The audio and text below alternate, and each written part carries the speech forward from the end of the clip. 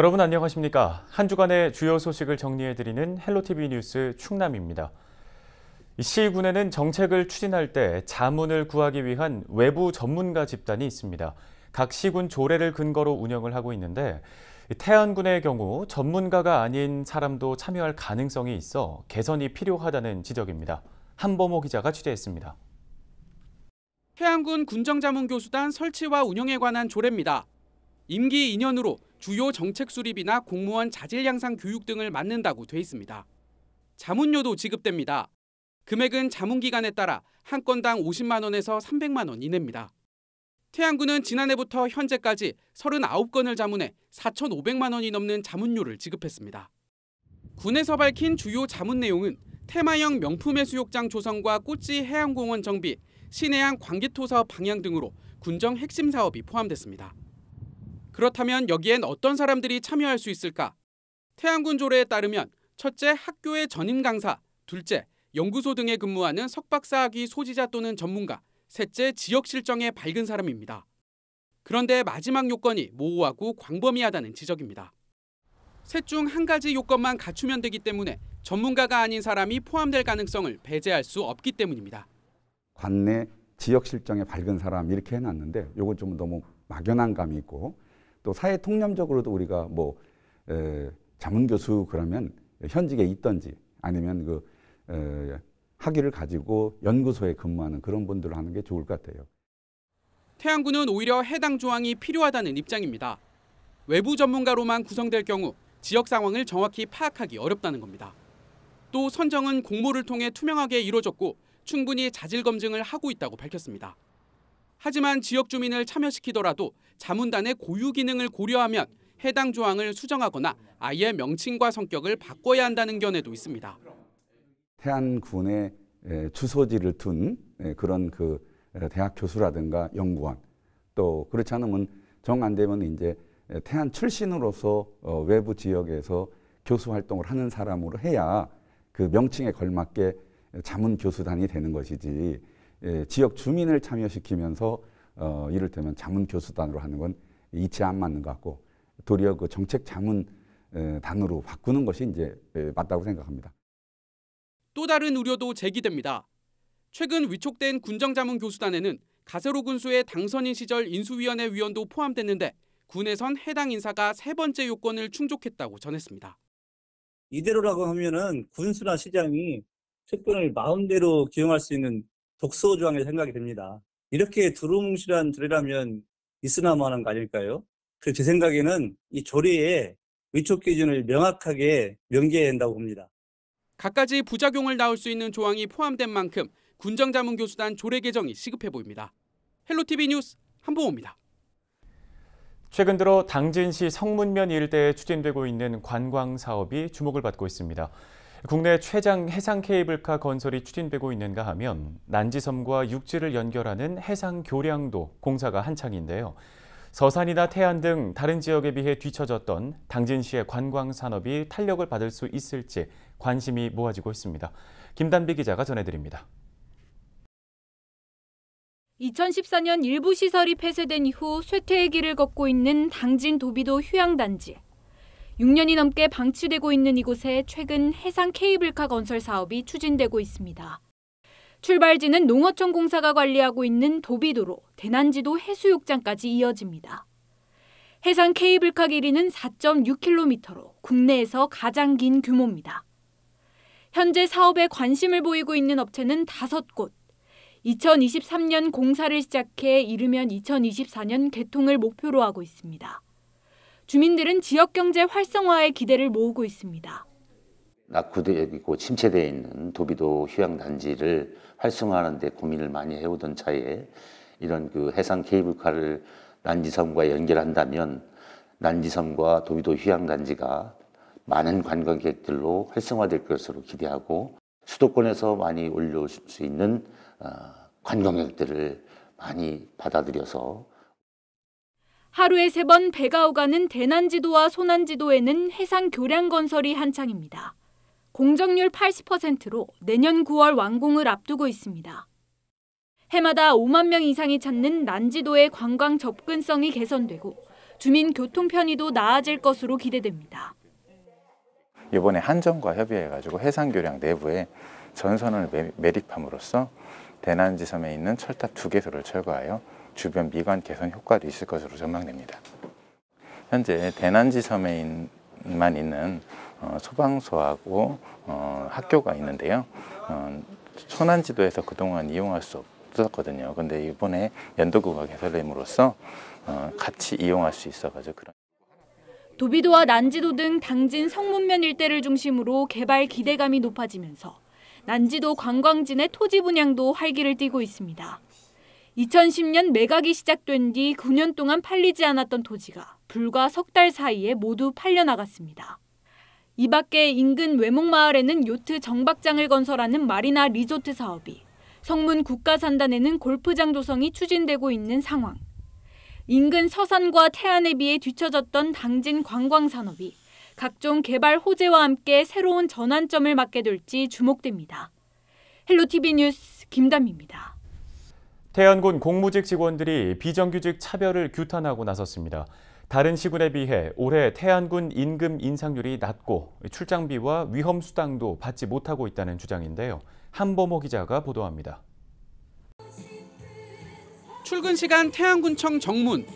태안군 소속 공무직 직원들이 차별 반대 문구가 적힌 현수막을 펼쳐들었습니다. 올해 임금 협상 과정에서 태안군이 상대적으로 낮은 기본급 2.2%의 인상률을 제시했다며 규탄에 나선 겁니다. 이들의 요구는 기본급 3.2% 인상. 올해 공무원 임금 인상률과 같고 충남 대다수 시군이 이미 이 수준으로 협상을 마쳤다는 겁니다. 태안을 제외하고는 대부분 모든 지자체가 공무원과 동일하게 기본급 3.2 내지는 총액 2.8로 타결이 되었습니다. 근데 이곳 태안군 같은 경우는 다른 시군과 다르게 비상식적으로 지금 교섭에 임하고 있고 진호의 조정 들어가기 전까지 계속 동결을 주장하다가 비정규직 차별은 이뿐만이 아니라고 말합니다. 시간의 수당 상한선을 낮추는 바람에 환경미화원의 경우 최대 15%가량 임금이 줄었다고 주장합니다. 또 출장비 지급이 4월부터 끊겼고 위험수당도 받지 못하고 있다고 목소리를 높였습니다. 코로나 선별진료소에서 같이 근무하는데 공무원은 특별히 위험수당을 받고 있고 우리 비정규직제는 같은 일을 하고 있으면서도 위험수당을 받지 못하고 있습니다. 그리고 출장비는 그전에 받던 출장비를 올해 들어 그건 출장이 아니라고 하면서 출장비를 지급하지 않고 있습니다. 태안군은 이런 주장에 동의하기 어렵다는 입장입니다. 임금 인상률은 시군 실정에 따라 다른데 태안은 재정 자립도가 하위권인데다 올해는 정부가 주는 교부금도 깎였다는 겁니다. 또 그동안 인상률이 공무원보다 높아 실제 급여는 충남 중위권 수준이라고 전했습니다. 시간의 수당과 출장비는 다른 시군 수준으로 맞추거나 원칙을 엄격히 적용했고 위험수당은 지급 근거 규정이 없다고 밝혔습니다. 하지만 직원들은 요구한 인상안을 수용하고도 남을 만큼 공무직 예산은 충분하다며 맞서고 있는 상황. 18일부터는 무기한 천막 농성에 들어간 가운데 양측의 입장차가 여전히 좁혀지지 않아 대치는 당분간 계속될 전망입니다. 헬로티비 뉴스 한보호입니다.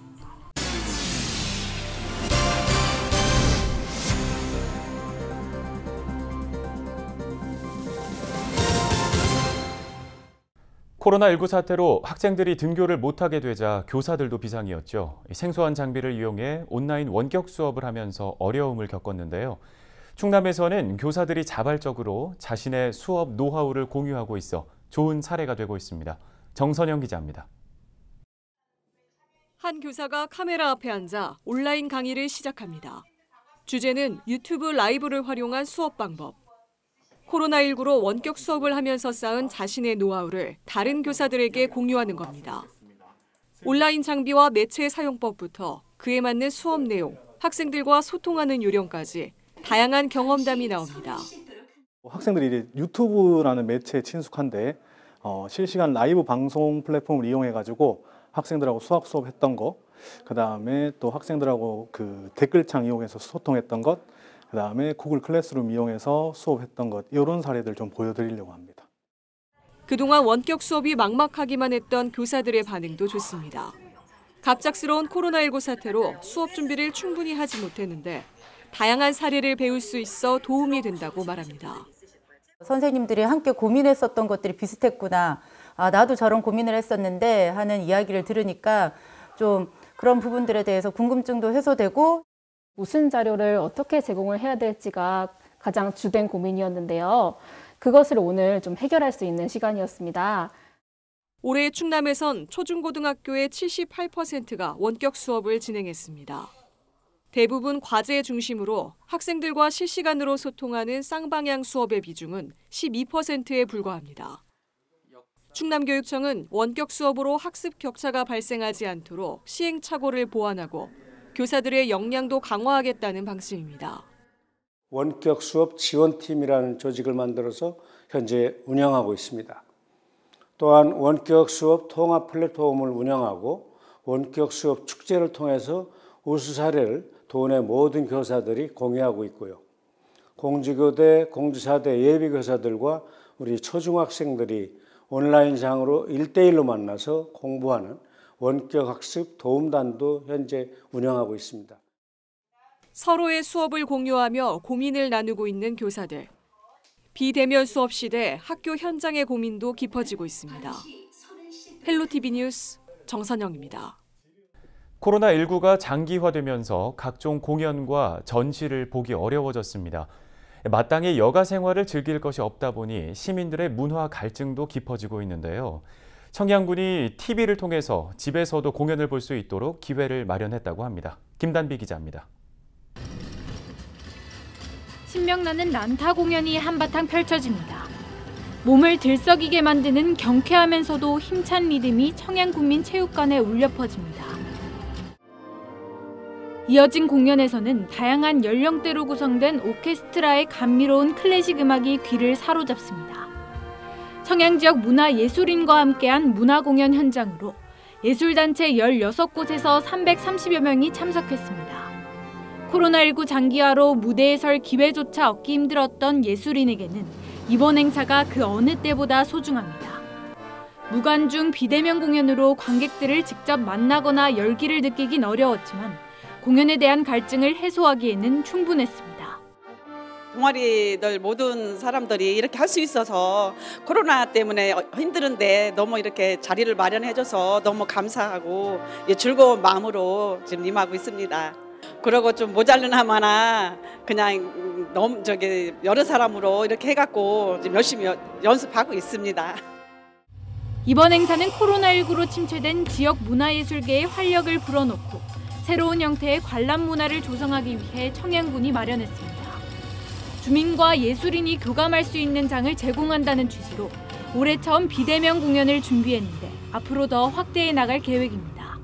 비대면이라 하더라도 또 온라인을 통해서 많은 우리 국민들이 함께 참여하지 않을까 이런 생각을 가지고 있고요. 국민들이 문화 향후 기회를 넓히고 예술인들의 역량을 강화하고 화합하고 친목을 도모하는 좋은 그런 예술의 그 지역으로 발돋움하지 않을까. 청양 지역 문화예술인이 만들어낸 공연은 채널25번 충남방송을 통해 만나볼 수 있습니다.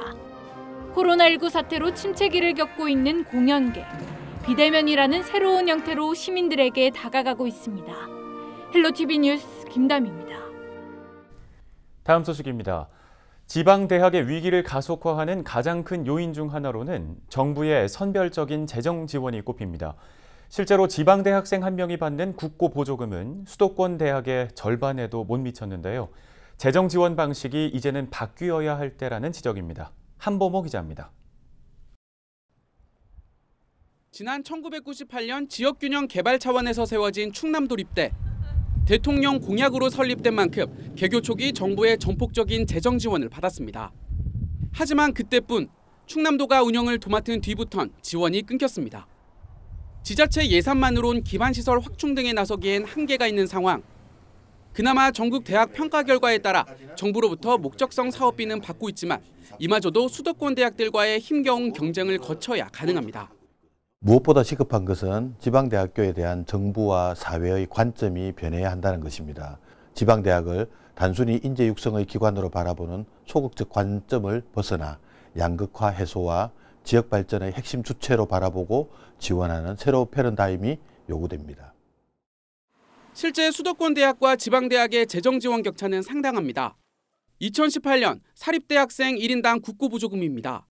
지방은 181만 원으로 수도권 386만 원의 절반에도 못 미쳤습니다. 1996년엔 수도권의 70%였는데 격차가 훨씬 더 벌어진 겁니다. 대학별 지원액을 보면 수도권 쏠림 현상은 더 심각합니다. 상위 10곳이 절반 가까이를 가져갔는데 지방은 포항공대 한 곳이 유일했습니다. 정부나 지자체, 기업으로부터 연구 등을 의뢰받아 얻는 수익도 차이가 확연합니다. 학생 1인당 산학협력 수익은 38만 원으로 수도권의 3분의 1 수준에 불과했습니다. 평가를 통한 선별적, 차등적 지원이 대학 양극화로 이어지는 악순환이 반복되고 있다는 지적입니다. 20여 년 넘게 지금 선택과 집중에 따른 재정 지원 방식이 확대되면서 물정적 성과를 이루는 폐단도 굉장히 많이 나타나고 있거든요. 대학의 운영비 등으로 사용할 수 있는 일반 재정 지원 사업의 폭을 좀 확대하고 지금과 같은 선택과 집중에 의한 특수목적 지원 사업을 좀 축소시키는 방향을 통해서 정부가 재정 절반 이상을 지원하는 정부 책임형 사립대학 도입 등 새로운 재정 지원 방식에 대한 논의가 시급하다는 목소리가 커지고 있습니다. 헬로티비 뉴스 한보호입니다. 충남 지역 지방의료원 4곳이 인력과 장비 부족에 시달리고 있는 것으로 나타났습니다. 충남도가 도의회에 제출한 행정사무감사 자료를 보면 지난 9월 말 기준 도내 지방의료원 의료 인력은 1,551명으로 정원보다 129명 부족합니다. 지역별로는 서산의료원이 41명, 홍성의료원은 25명이 부족했는데요. 일부 의료 장비도 노후화됐거나 부족한 것으로 드러났습니다. 서산과 홍성의료원은 CT와 엑스레이 촬영 장치, 청각 검사기를 갖춰야 하는 상황으로 진료에 차질을 빚는 사례도 발생하고 있는 것으로 확인됐습니다. 충남도가 지방세 고액 상습 체납자를 확정하고 명단을 공개했습니다. 이번 체납자 공개는 지방세 징수법에 따른 것으로 체납 기간이 1년을 넘었거나 체납액이 1,000만 원을 초과한 389명의 명단이 도청 홈페이지에 공개됐습니다. 전체 체납액은 개인 266명이 87억여 원, 법인 99곳이 58억여 원 등 모두 145억 원으로 집계됐습니다. 금액별로는 1억 원 이하가 342명, 1억에서 3억 원이 19명, 3억 원을 초과한 사람은 4명으로 집계됐습니다. 충남도는 이번 명단 공개에 앞서 지난 4월부터 6개월 동안 소명 기간을 운영해 체납액 6억여 원을 징수한 바 있습니다. 충남도가 금융기관에 탈석탄 금고 정책에 참여하라는 공문을 보냈습니다. 충남도는 올해 50여일 동안 이어진 장마는 기후위기의 심각성을 보여주고 있지만 여전히 온실가스를 다량 배출하는 석탄 발전에 많은 금액이 투자되고 있다고 밝혔습니다. 이에 따라 충남도는 국내 금고 운영 금융기관 가운데 탈석탄에 참여하지 않은 9곳을 대상으로 지난 8월과 9월에 이어 3번째로 공문을 보냈습니다.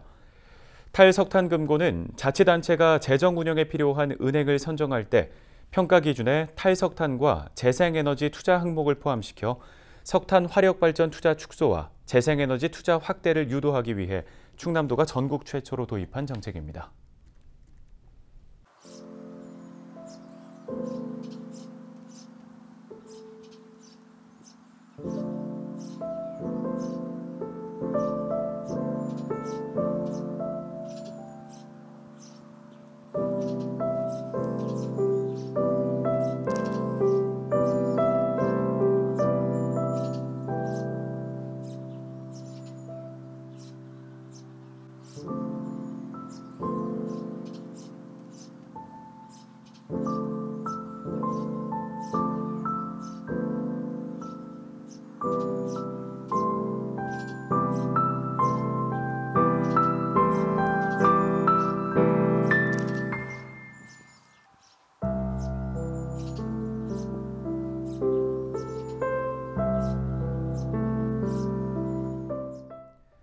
헬로티비 뉴스 마칩니다. 함께해 주신 여러분 고맙습니다.